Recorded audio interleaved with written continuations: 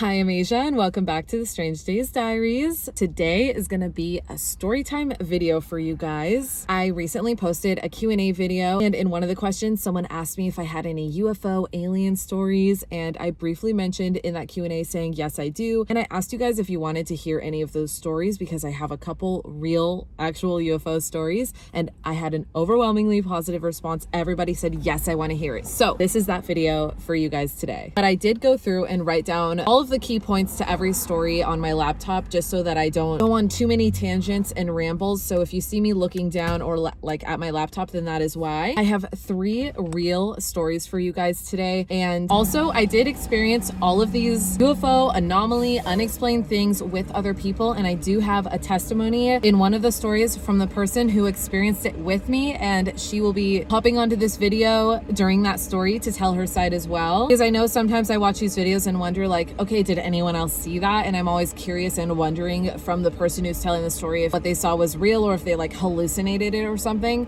And so I got a testimony from one of my friends who was with me when we experienced it. And lastly, before I get into my first story, I will have timestamps for you guys right here on the screen. And all of these timestamps are going to be marking the beginning of all 3 of my stories. Also, just so you know, all 3 of the stories will be told in the order of when they happened in my life. The first story being my first ever experience, second story being my second ever experience, and third being my third ever experience. So without further ado, let's get into story number 1. Story number 1 is the Wenatchee Hill Orbs. Okay, so we're gonna go all the way back to the year 2015. I was 19 years old at this time, and I was dating a guy in Wenatchee, Washington. If you know, you know. Shout out Wenatchee. It's a small little town in very central Washington state. It's kind of in the middle of nowhere, but I was living there at the time and dating a guy. And one night, this guy, we're just gonna call him, what are we gonna call him?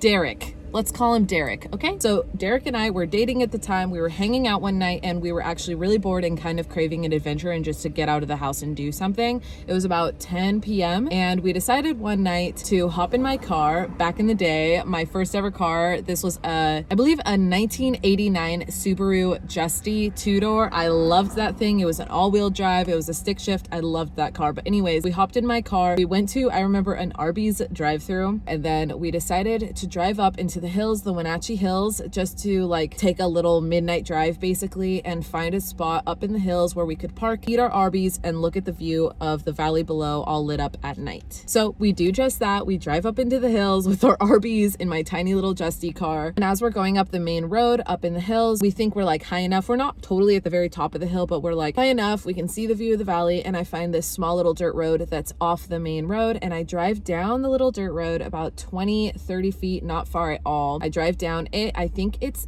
like a farmer's road. But anyways, I drive down it. I kind of pull over on the side of the dirt road and turn the car off. And at this point, we're facing the valley, okay? And like I said, we weren't at the very top of the hill. So just to kind of give you a little bit of a visual, and by the way, I'm gonna add some drawings and visuals into this video as I talk about my stories to just kind of aid in your visual and help you kind of understand exactly what I'm describing to the best of my ability. I'll add photos and drawings, but bear with me, my drawings aren't that great, but I'll do my best. So anyways, we're parked like this. Okay, listen, look at this. So say the valley floor is here, like the town is down here, then there's the hill, right? Like the hill like this, and we're parked like right here, like 2/3 of the way up the big hill, whatever.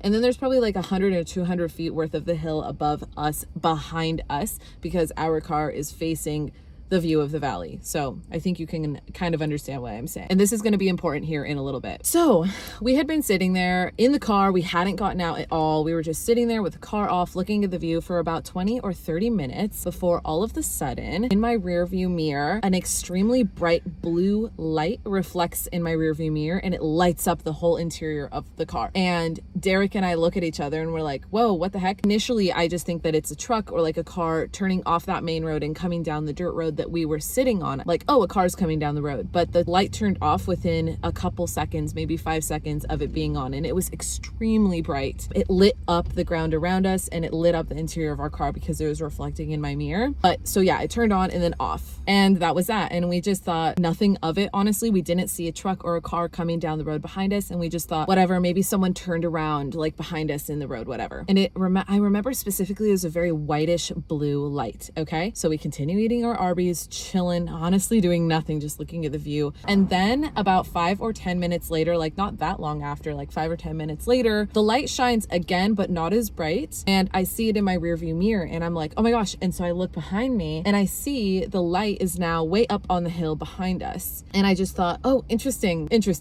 I'm still not thinking anything of it. And it's just sitting there bright, lit up at kind of the top of the hill. And it's just staying on. And then a second light, maybe 50 feet from it, turns on like here.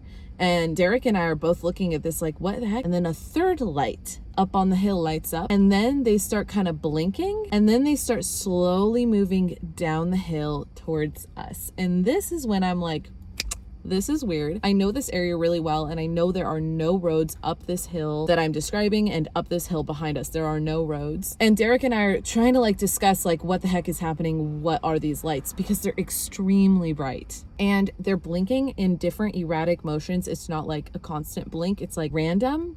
And as they're moving down the hill, they're not moving in like sync. They're moving kind of erratic, like not together, as if they are like separate lights moving down the hill towards us. And they're blinking in different like beats or erratically. I don't know how to describe it, but they're blinking and they're coming at us. That's all I knew. And they start coming even faster, and everything around us starts getting brighter and brighter because they're extremely bright lights. And I'm just like, I start getting kind of worried, like it's coming at us, like what the heck? And so I start freaking out a little bit, and I'm like, okay, I think we need to get out here.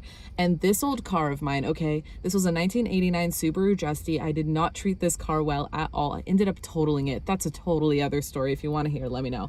But I'm trying to turn the car on, and my Justy had an issue with the starter, so it wouldn't always turn on the first try. And of course, in this moment, that is what's happening. The car is not turning on. It's like turning over, but not catching, not turning on. And I'm freaking out. Derek is freaking out. And actively, as I'm trying, the lights are getting closer and closer and closer. And I start feeling like stressed and anxious and like, oh my God, who are these lights? What's happening? Is it a plane? I don't know. What is happening? Are these people? And I'm getting a really bad, like energetic feeling about this.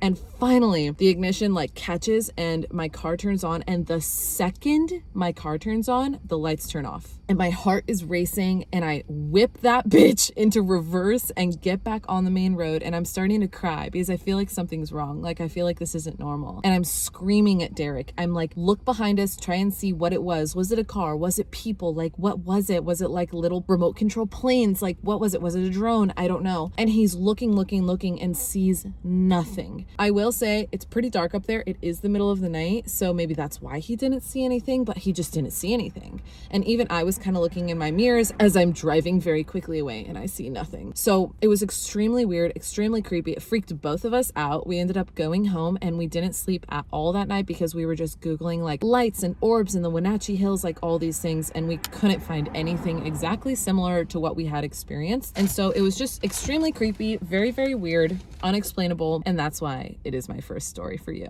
Oh, and I also wanted to quickly note, I definitely don't have my ex's phone number anymore. Again, this was 2015. I did try and text him and just see if he could give a testimony about this story, but I don't even have his number anymore. I don't have him on social media, nothing like that. So I couldn't get his testimony for this story. So sorry about that, but please understand, he's my ex. It's been so long since this happened, but I couldn't get his testimony, so you're just gonna have to believe me. On to story number 2, the Death Valley death scare. This story takes place in 2019. I was living in San Francisco already at this time, and I was going to school at the Academy of Art University for photography, and I was making a lot of friends in the photography department, a lot of peers who are also photographers. All of us are obsessed with photography, and I've always been, and if you know me and watch the channel, you already know, I'm obsessed with the desert. I love Death Valley. I just love any kind of desert. And that was the case even back in 2019, even before I had the van. At the time, I was just living in a tiny studio apartment downtown San Francisco. I didn't even have a car, but I was really itching to get out into the desert. So I texted a couple of my close friends at the time in school and was like, dude, what if we spontaneously went out to Death Valley this weekend? Are you down? And to my surprise, they were down, and literally within 3 or 4 days, we had figured out where we're staying in Death Valley, what car we're gonna use, because all of us just lived downtown SF and didn't have cars. So my friend Allison, who went with us, her mom was gracious enough to loan us her car. So I went out into Death Valley with like no plans, literally at all, except for the fact that we knew where we were staying. That was it. I went out with my good friend Allison and Dan. So it's just the 3 of us. We hop in Allison's mom's car. Allison is driving, just the three of us and we head out to Death Valley. Also, this was in January. So we spent about, I think, 3 days out in Death Valley. We explored Rhyolite. It's a ghost town out there. We stayed in Beatty, Nevada. We stayed at literally the Death Valley Inn and just honestly enjoyed our time out there so much. Even though we were underprepared and underplanned, it was still super fun. And before I really get this story going, I will say I was able to call Allison and get a testimony from her for this story. But on our last day in Death Valley, we needed to head back to San Francisco, but we decided very spontaneously to go to Las Vegas for In-N-Out before heading back to San Francisco, which if you know a map and like know geographically, that's so unbelievably out of the way. It's like not even funny, but we thought it'd be fun to drive from Beatty, Nevada to Las Vegas and then back to San Francisco just because. And also the night before we had been talking about Area 51 and how interesting it would be to drive by Area 51. And so we thought, wow, Area 51 is on the way to Las Vegas. Let's do it. So we did. And if you've ever driven through Death Valley, then you would know there's extremely long straight stretches of road for 50 to 100 miles sometimes with absolutely no services, no people, no stores, nothing. It's actually very, very boring. I think it's visually beautiful, but like boring because there's nothing to do, nothing to see, and it's a very long stretch of road for miles and miles and miles. And we were on a road like this when this story that I'm about to tell you happened. So we'd been on this road for a while. At this point, we'd probably been on the road for 30 to 40 minutes. In the middle of it, absolutely bored to tears, just listening to music, talking. Honestly, there's not much else to do on a road trip like this, when all of a sudden we noticed a blacked out SUV just barreling up behind us. And we noticed it because, again, there had been nothing to look at and nothing to see and no cars to see for a long time at that point. So you see anything different and it's going to catch your eye. And so this blacked out SUV barrels up behind us and it kind of paces us and actually tailgates us for like 30 seconds to a minute, and then it passes us. And we just thought it was really weird, totally blacked out, no idea like who that was, what that was all about, whatever. We kind of just like thought, whatever, that's weird, but whatever. And not 10 minutes later, we are driving. Now, let me kind of get into the details here. Allison is driving, I'm in the passenger seat, and Dan is in the back seat. Again, it's like 2 p.m., middle of the day, bright, sunny, middle of the day. And all of a sudden, a jet...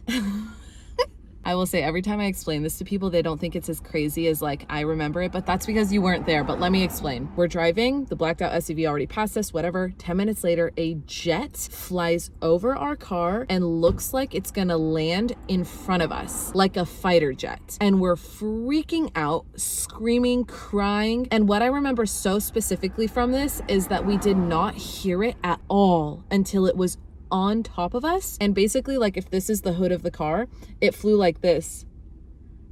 Like, literally, it looked like it was about to land on the hood of our car. It was that close. And the number one thing I remember most vividly from this experience is that it felt like my face was burning hot because the back burners from this jet were extremely hot and right in front of us, and it was like burning my face. I remember just getting really hot from the jet back burners. I also remember it was really, really small jet. There were no markings on it. It was like a dark pewter gray color, and the wingspan wasn't any wider than the 2-lane road we were on. So it was a very small jet, and it had 2 large back burners that had kind of a blue-orange fire, I guess, coming out of them. I distinctly remember it was a very flat jet. Like, it literally went like this. Like the fuselage and then the wings, and then 2 back burners underneath the fuselage, underneath the wings. It was extremely sleek, small, and silent up until it was right on top of us. And it just freaked us out. Like, as you can imagine, it would scare anyone. And we just thought it was like the military absolutely messing with us because we were near Area 51. We were in the middle of Death Valley. It scared the shit out of us, but we just thought it was the military messing with us. And within a couple seconds, probably 10, 15 seconds of it literally pacing us, flying in front of the car, it did not land on the road. It was just flying in front of the car, and we're continuing driving. By the way, Allison was still driving this whole time, never pulled over. I'm shocked she didn't wreck us, you know? We're just driving with a jet essentially. And then before I know it, the jet just goes like this and flies above and like flies off. And I remember as this is happening, we're screaming at Dan to take a photo, take a photo, take a photo. But he's so shocked. He can't believe what's happening that he can't think to like physically bring his camera up and take a photo. So none of us have any video or photo evidence, which is so sad. So it scared us. It freaked us out, obviously. But we honestly just thought that it was the military messing with us, which that would make sense, you know? But then when we got home and we were telling our friends and family all about it, everyone was asking us to like draw it and describe what the jet looked like, and we were drawing it and nobody could recognize exactly what kind of jet this was. It's as if it was a jet that didn't exist. Also, Allison and I both have lots of friends and family in the military, all different branches, Air Force and everything, and nobody from the military that we've talked to recognizes the jet either. So I am going to insert a drawing that I did. It's a very poorly made drawing, please bear with me, but this is essentially what it looked like. And again, we only viewed it from the back because it flew over our car and then in front of our car, so I really only saw it from the back. But if you've seen anything like this, please comment below and I'll look it up, and I'll literally make a pinned comment in this video. If someone comments the type of jet that they think this is and I Google it and I agree that this is the type of jet, then I'm gonna make a pinned comment and thank you guys for confirming that this isn't a UFO, that this is a real life jet. But otherwise it's unidentified. Also, it had no military markings, it had no markings at all. It's just this like crazy jet. It could have been an experimental military jet that just flew over us and messed with us. I don't even know what I'm going to be able... I mean, my memory is probably... I feel like I have a good memory of it. Same. So we'll see. It was at 2019. Yes, it was January 2019. 5 years ago? Yeah. That's crazy. Something I did note, so we'll get into like the story and exactly like how it happened in order, but one little detail that I'm wondering if you ever thought about or remember is when the jet, we're going to sound insane, but when the jet like flew over the car and how hot it was. Yes, yes. Okay, so one thing I always wondered, I was like, how did it not like melt or at least hurt the car? Or catch us on fire. Literally. Didn't we drive to Vegas for In-N-Out? Yes, we drove to Las Vegas for In-N-Out and then we left. Okay, so we God, were on the 95. Definitely. Is what it sounds like. Okay, so what I remember is we'd been on the road for a while and it was one of the long stretches in Death Valley. Yeah, straight. It was a straight shot. Yes. Yeah. And no cars were out there. There was nothing. It's like boring. Nothing is out there. Nothing. Okay. Okay. First I remember, and I wonder if you remember, like 2 or 3 blacked out like SUVs pass us. But that was even afterwards. It was after? Before, I think it was before and after. You're right, it was. Because there was one where I was like, I don't feel comfortable right now because we were the only car and they were like following us weirdly. And then there was 1 or 2 closer to Vegas. Like. Yes.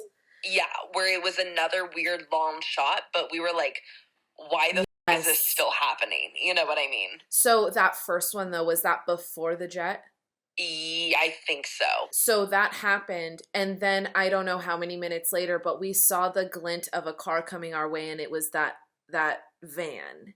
And we just noticed it, and it wasn't blacked out, or we just noticed it was because just a car, yeah. We were like, there's no other cars out here, and there's nothing to notice, but if a van is coming, like whatever we noticed, it wasn't anything revolutionary, right? Yeah, no. And as it passes us, I remember hearing a loud noise and thinking, oh my God, that van is like really loud. Something. But it wasn't the van. Yes. Okay, I don't know if it was the shadow that happened first. I think it was the shadow first. Okay. Because then the noise happened after, I think. You remember because that? We didn't hear it until it was fully on top of us. That's what is crazy about those type of stealth fighter jets or whatever they are, UFO, because it's dead silent until it's 3 inches above your Prius in the middle of nowhere. Literally. I remember that. Yeah, because nothing, and then suddenly it's like extremely loud. And I remember vividly us saying afterwards, being like, our music was not playing loud. Yeah. Like, we were not blasting music whatsoever, and it was so quiet that Dan did not know anything. Yes. Until it was in front of us, and he's like, oh, we're like, Dan, screaming. Screaming at Dan. And he's like, what? As what? if he he's can do anything. Around, and it's taken off in front of us, literally at eye level. And we're like, Dan, do you not see this? And we're like, get your camera out. And you had been, it was so crazy because the entire time you guys were taking photos and videos while I was driving, getting all these landscape shots. The second you turn your camera off for the first time in that long of a drive, that happens. Yeah, fully. Yeah. And I remember when it happened, well, when it's like come down and then it's pacing us in front of us, I remember you and me, at least I don't remember specifically if you were crying, but I was crying. Yes, tears. Afterwards. Because it was an out of body, like there's no way that shit just happened to us.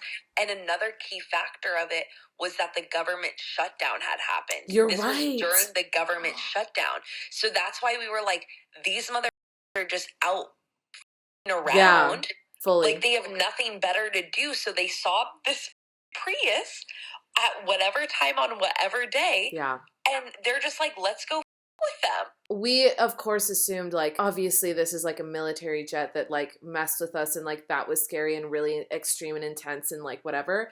But the thing that messes with me still to this day is that we've talked to so many people. Your husband is literally in the Navy. Right. We have people who are in the Navy, friends, family who are, like, knowledgeable on jets. Every branch of the military. And nobody has heard of a jet that is exactly as we describe. And we drew it, and we looked it up, and we talked with so many people, and not one person was like, that is not how those are built. That is not something that we fly here. Like, that's not something that our military has. Fully. So nuts. It's crazy, and, like, maybe that's why, I'm like, conspiracy, like, maybe that's why the SUVs were following us. Like, were they seeing if we were filming? Like, what, you know what I mean? It's like, why were we out and about type of thing over there? Yeah. And but what I remember, just to describe it to you now, is first of all, the wingspan wasn't much bigger, if not like the exact size of the road. So it was a small jet. It was like this, like flat. Yes. And there weren't anything like sticking up, nothing like that. It was pretty much flat. The fuselage was like this and went like that, right? Yeah. And then there were two like back burners on the back. I think so. It was either 2 or 3, but I don't remember what it was. Whatever it was, wasn't what we had seen in pictures when we were asking your dad. I remember 2. It might have been 2, because I just remember it being like, no, that's not in any photo that we could find type of thing. The closest I've been able to find is like fighter jets, but that's not... Right, that's why we were saying it was like a stealth fighter jet, but that's not what it was. No, not at all. Like, it resembled that, because that was the closest thing that we could say to someone that didn't see it and wouldn't believe us. And the crazy thing, too, was... once it came over and the shadow, it literally was like this on top of us. The shadow, because I'm pretty sure it went dark first because we didn't hear it until afterwards. So it literally was coming up and dipped down, and then it was pitch black, and it just went straight. And the fact that it was however many feet off the ground, I mean, a Prius is a short car, and it was going, and then all of a sudden it goes... Yep.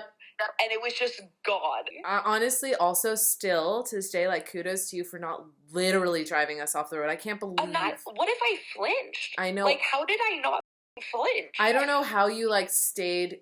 And you never even pulled over after. Like, you were cool. Like, calm, collected. Like, amazing. I would have pulled over. Well, because it's like, if I swerve a little, we're dead. Because we're just going to go off the road. That's true, like, I can't kill us right now. Yeah. Do you remember any military markings on it at all? No. I don't either. No. And do you remember it being like a dark gray or black? Yeah. Okay. Gray. Yeah. I remember it being gray. Same. So trippy to think about it. I get all flustered again. I do too, and I get like chills thinking about it too.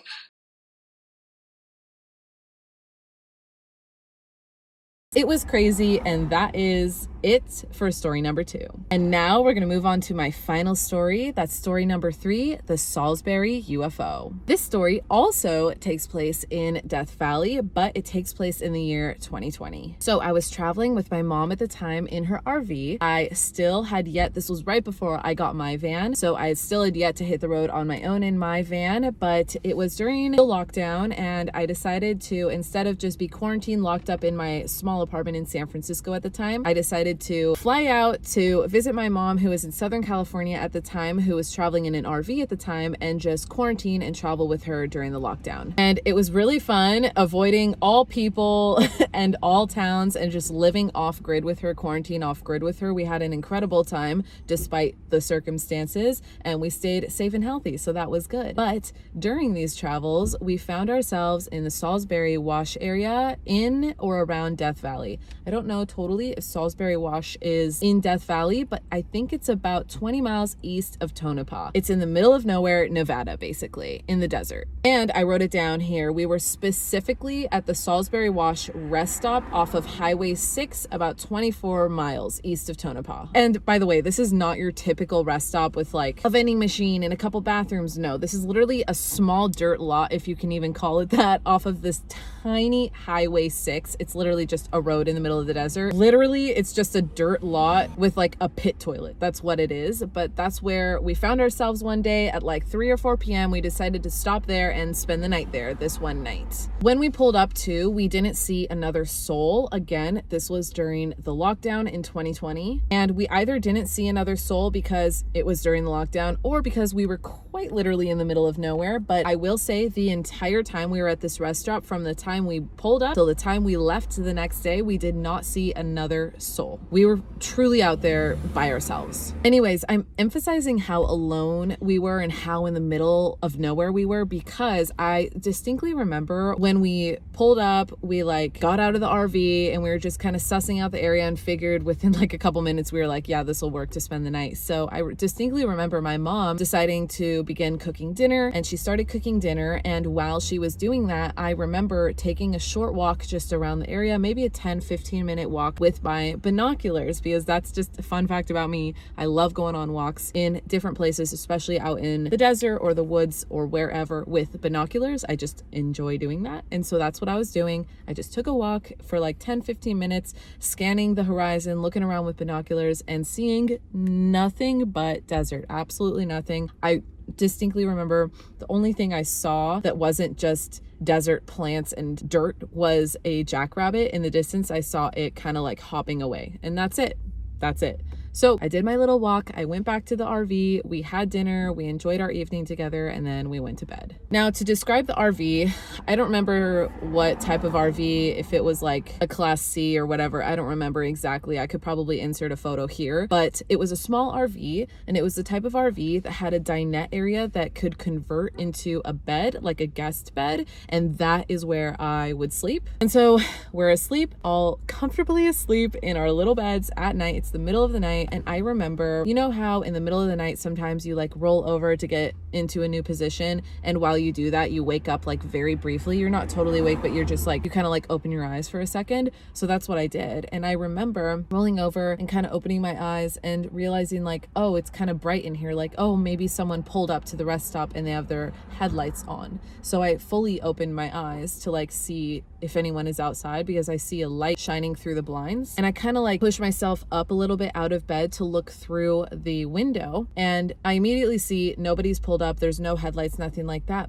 But I see in the distance, way out in the distance in the desert, basically a house.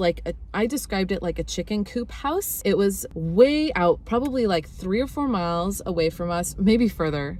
4 or 5 miles away from us. I essentially was seeing a very low 1-story building that was long and had maybe 10, maybe even 15 square windows all along the side of this building. And each window had a bright whitish blue light emanating out of it. And I just remember sitting up in bed looking at this like, what? I don't remember seeing a chicken coop or any kind of building in the distance yesterday when I was literally scanning the horizon with my binoculars. Like, that's weird. Interesting. I feel like I would have seen that, but oh well, you know. And literally because I was so tired, I just assumed like, well, whatever, I guess I missed it yesterday. Like, it's just a building out there. I'm gonna go back to sleep. And so I did. And then about an hour later, still middle of the night, at this point it's maybe 2 or 3 a.m., I wake up because my bed is shaking, and I think it's an earthquake because we had actually had an earthquake a couple weeks prior, and I had been in the RV and we had felt an earthquake. So in my like slumbery, sleepy state of mind, the shaking of the bed I thought was just an earthquake, and it also woke me up because it was shaking the entire RV. And so I thought, oh, let me like roll over and look out the window again and see if I can still see that building. And I do that and I don't see it anymore. The lights are out. And so again, in my sleepy state of mind, I just assume like, oh, it must have been a farmer's building and they were checking on their chickens or like the animals or something in the middle of the night, and they did that and then they turned the light off. Like, I'm just gonna go back to bed. And now in hindsight, I really wish I had have woken my mom up and been like, hey, look at this building out here. Like, that's crazy. Like, I never saw a building earlier, but I wasn't even thinking UFO at the time. I just thought like, wow, crazy. I missed seeing that building the afternoon before. Like, I'm surprised that I missed it, that kind of thing. So I just went back to sleep. And then morning comes around. My mom and I both wake up. We're having our coffee, and I tell her like, the craziest thing happened last night. Like, I saw this chicken coop building kind of like way out in the distance, all lit up with small windows and a bright blue light emanating out of it. And she was like, what do you mean? And then I grabbed my binoculars and I was like, no, let me show you. Like, I'm sure it's out there and I just missed it. And so I'm looking at the horizon, looking exactly where I had seen the building the night before, and there's nothing, no building of any kind. There's no RVs out there, no roads even out there, like nothing. It's the desert. Nothing is out there. And that is the moment where I realized, oh my God, like maybe I saw something like a UFO. I don't know, like what could it have been, you know? Could it have been a UFO? Could it have been some kind of like a truck or a car or something? I don't know, like what could it have been? And also, how weird is it that I get woken up to an earthquake and I look and the lights are out? Like, was that the UFO taking off? Ooh, I don't know. So who knows? Please comment below if you've experienced any of this anywhere in the world. It doesn't have to be Death Valley or Wenatchee. It could be anywhere. I would love to know. But that is the end of my third story, and that is the end of all of my real life UFO stories for you guys. Let me know what you thought of all these stories. If you had a favorite story or any insight you might have, please leave in the comments below. But until next time, I will see you guys on the road. Peace.